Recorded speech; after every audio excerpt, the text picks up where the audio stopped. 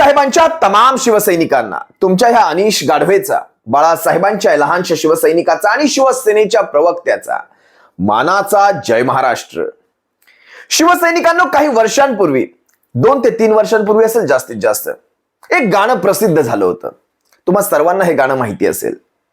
हे गाणं होतं रेडिओ जॉकी मलिष्काचं. आजवर रेडिओची गाणी कधी टेलिव्हिजनवर दाखवली जात नव्हती, पण हे गाणं दाखवलं गेलं. रेडिओ जॉकी मलिष्का अंधभक्तांच्या यादीमध्ये रेडिओ देखील सामील असतो बरं शिवसैनिकांनो.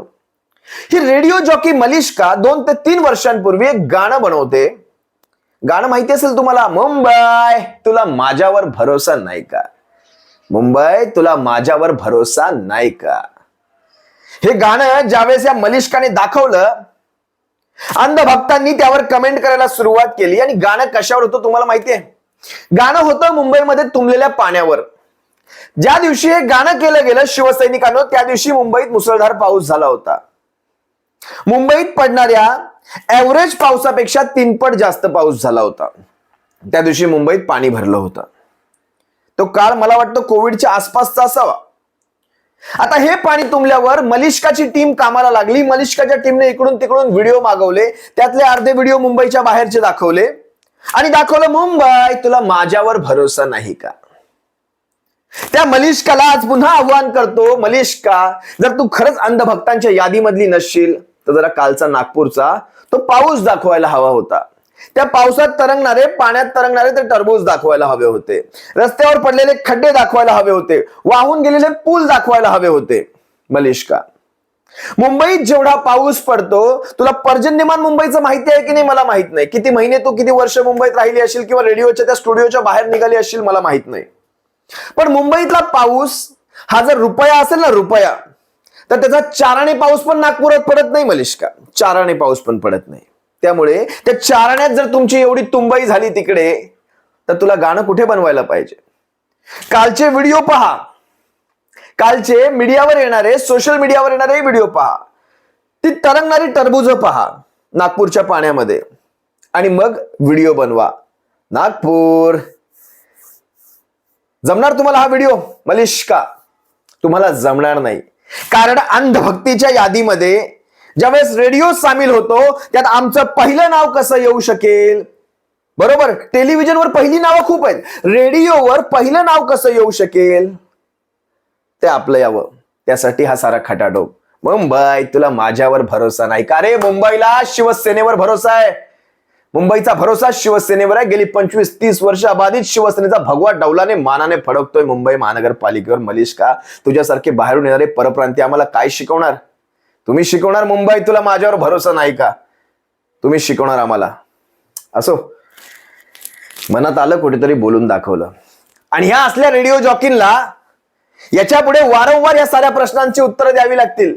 प्रश्नांची उत्तरं नक्की द्यावी लागतील. बरेच प्रश्न तुमच्याकडे पाठवू आम्ही.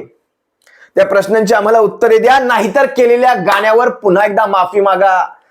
केलेल्या गाण्यावर पुन्हा, आणि वर्षानुवर्ष तुम्हाला माफी, दरवर्षीच्या पावसात तुम्हाला माफी मागायला लावू. रेडिओ सकट, तुमच्या रेडिओ सकट, हे लक्षात ठेवायचं. रेडिओ जॉकी, आपण जॉकीच राहा, समजलात? नसत्या याच्यामध्ये नाकं खुपसू नका. त्या फडणवीस ताई खड्ड्यांकडे बघून असे फोटो, काय काय ते फोटो सेशन तुम्ही पाहिलं असाल. मुंबईच्या खड्ड्यांकडे पाहून असे फोटो काहीतरी काढले होते. त्यांना नागपूरची ती तरंगणारी टरबूज दिसली नसतील आता, पाण्यावर तरंगणारी टरबूज दिसली नसतील आता. नागपूरच्या पावसाचं कोणी काहीही विश्लेषण केलेलं नाही. अरे कोण चॅनलवर बंदी घालून घेईल? सौमय्याचे व्हिडिओ दाखवले म्हणून लोकशाहीवर 72 तासांची बंदी घातली. कोर्टाने दिली काय द्यायची ती सनसनीत चपराक, कोर्टाने ती बंदी उठवली. असल्या फालतू प्रकरणांना कोर्ट मानत नाही. ती ट्रायने काहीतरी बंदी घातली 72 तासांची. सगळे यांचे गुलाम झालेले आहेत, गुलाम. सिस्टम गुलाम झालेली आहे. तुमच्या नागपूरचा पूर दाखवलं तर परत चॅनलवर बंदी येईल. हुकुमशाहीकडे पाऊल, जे मी म्हणत असतो ना, हुकुमशाहीकडे पाऊल, ते यालाच म्हणतात, हुकुमशाही. 72 तासांची बंदी एखाद्या चॅनलवर या भारताच्या इतिहासात पहिल्यांदा झाली असेल. बरं, लोकशाहीने काही चुकीचं दाखवलं का? आरोप आहे कुणाचे? आरोप आहेत कुणाचे त्यावर? लोकशाहीने काही चुकीचं केलेलं नाही. चुकीचं केलं असतं तर कोर्टाने बंदी उठवली नसती. पण फक्त आमच्या नेत्याचा फोटो का दाखवला? मग बाकीच्या सगळ्या पक्षांचे नेते तुम्ही रोज त्यांचा उदो उदो करत राहा. तुमचे ते नितेश राणेंसारखे किंवा नारायण राणेंसारखी ती घाणेरडी माणसं कायम इतक्या गलिच्छ पातळीवर टीका करतात, पण त्याच्यावर कुठलीही बंदी नाही. पण हे दाखवलं म्हणजे वैचारिक नग्नता चालू शकते, खऱ्या अर्थाने नग्नता चालू शकत नाही. वैचारिक नग्नता चालू शकते, खऱ्या अर्थाने ही वैचारिक नग्नता जी आहे ना ती समाजाला घातक आहे. तुमची हे राणी कंपनी, तुमची ही बावनकुळे कंपनी, तुमची ही शेलार कंपनी, तुमची ती भातकळकर कंपनी, ज्या काही कंपन्या असतील तुमच्या या सडक्या कंपन्या, ह्या वैचारिक कंपन्या या समाजाला घातक आहेत. या वैचारिक साऱ्या समाजाला घातक आहेत. ही गुलामगिरीचं तुम्हाला आणखी एक उदाहरण दाखवू. मला कमलेश सुतार साहेबांचे पुन्हा आभार मानायचे, लोकशाही न्यूजचे पुन्हा एकदा आभार मानायचे. तुम्ही तुमच्या नावाला जागलात. लोकशाही हे नाव तुम्ही सिद्ध केलं की ही लोकशाही आहे, ही कुणाला घाबरू शकत नाही. आणि ही ठोकशाहीला तर घाबरूच शकत नाही, ठोकशाहीला नाही. आणि ही ठोकशाही चालली आहे. 72 तासांची तुम्ही बंदी घालताय.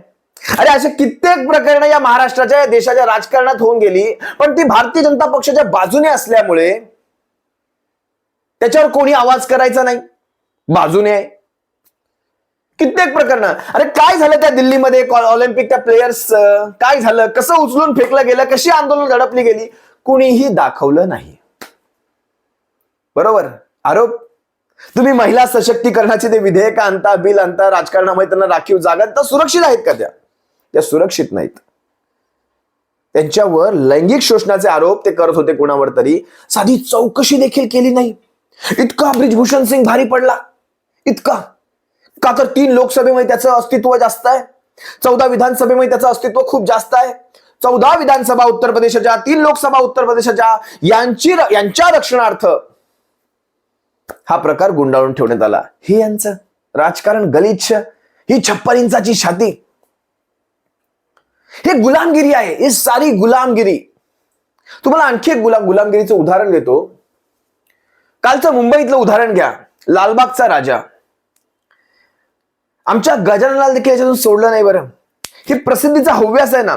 म्हणजे लालबागच्या राजापेक्षा ही माणसं, ही नेते कशी मोठी आहेत हे तुम्ही पहा. काल लालबागच्या राजाला दर्शनाला एक सर्वसामान्य व्यक्ती होती. ती अमित शहा नावाची एक सर्वसामान्य व्यक्ती आली होती. कुठला गृहमंत्री? कोण? खासदार कोण? हा गृहमंत्री. या गृहमंत्र्याच्यासाठी सर्वसामान्य व्यक्ती, आमच्या नजरेत सर्वसामान्य गृहमंत्री आम्ही बनवलाय. आम्ही सर्वसामान्य नागरिकांनी बनवलाय.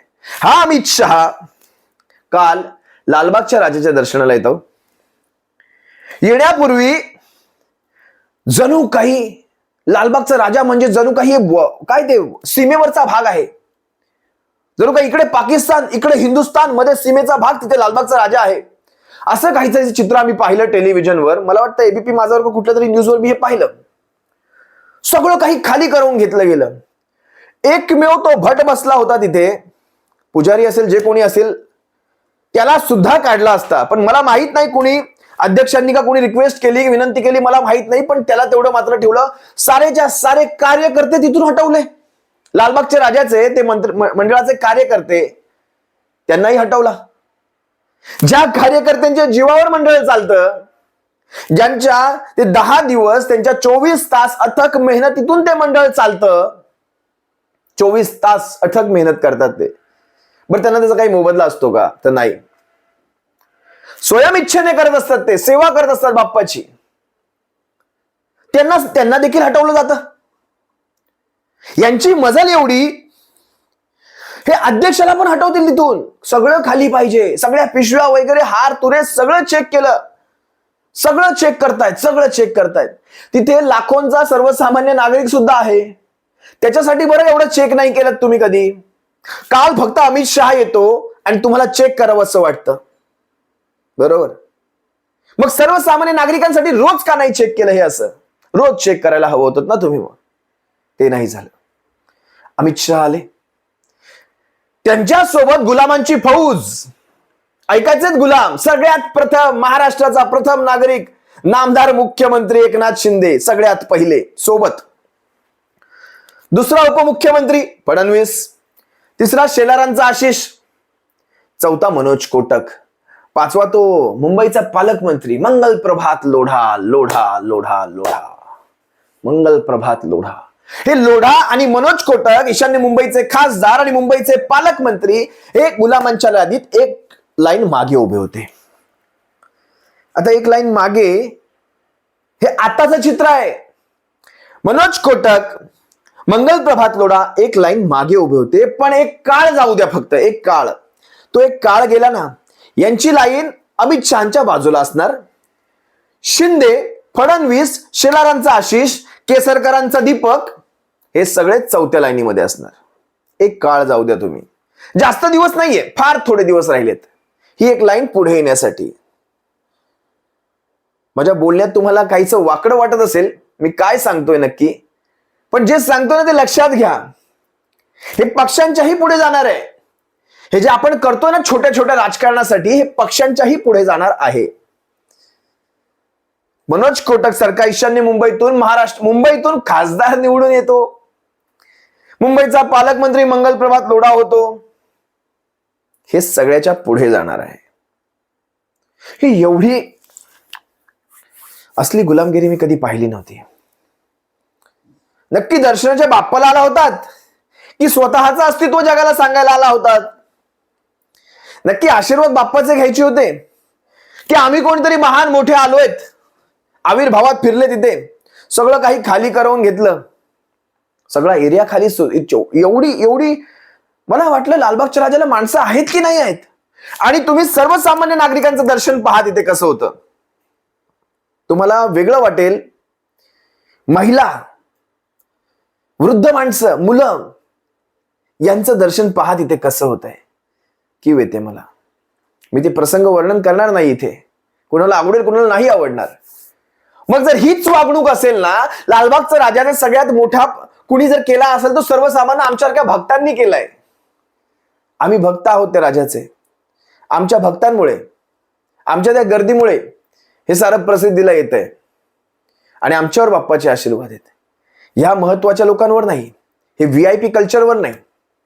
यांना सगळ्यात पहिली महत्वाची वागणूक दिली गेली पाहिजे. हे लक्षात ठेवायला हवं आपल्याला. महिलांना, वृद्धांना, लहान मुलांना कशा प्रकारचं दर्शन दिलं जातं तिथे, हिडीस पिडीस कशा प्रकारची केली जाते, या गोष्टींचा आपल्याला विचार करायला हवा. मग तसं असेल ना, सगळ्यांना समान वागणूक राहू द्या. आपण समजू शकतो, लाखोंचा करोडो लोकांचा जनसमुदाय तिथे येत असतो. एवढ्यांना नियोजन करणं सोपं नाही. मग हीच वागणूक सगळ्यांसाठी असू द्या, सर्वसामान्यांसाठी पण सेम वागणूक असू द्या. जास्त काही या विषयावर बोलत नाही. ही गुलामगिरी आहे. मगाशी मी वैचारिक नग्नतेविषयी बोललो, ह्या वैचारिक गुलामगिरीविषयी बोलणं गरजेचं वाटतं मला. तुम्हा सर्व शिवसैनिकांची रजा घेतो. आपण सर्वांनी या साऱ्या प्रकरणांकडे पाहावं. हे मलिष्काचं असेल, फडणवीस अमृतांचं असेल, त्यानंतर ह्या लालबागच्या राजाचं प्रकरण असेल, लोकशाही न्यूजचं प्रकरण असेल, या साऱ्या गोष्टी आपल्या समोर दिसतात. आणि आपण मुंबईत राहतो. मुंबईतून जर ही अशी चित्र आपल्याला पाहायला मिळेल तर सर्वसामान्य ठिकाणी महाराष्ट्रात तुम्हाला काय चित्र पाहायला मिळेल, कशा प्रकारे सगळं दाबलं जाईल, तुम्ही समजू शकता. तुम्हा सर्वांची रजा घेतो. सप्रेम जय महाराष्ट्र. बाळासाहेबांच्या शिवसैनिकांनो, काळजी घ्या. जय महाराष्ट्र.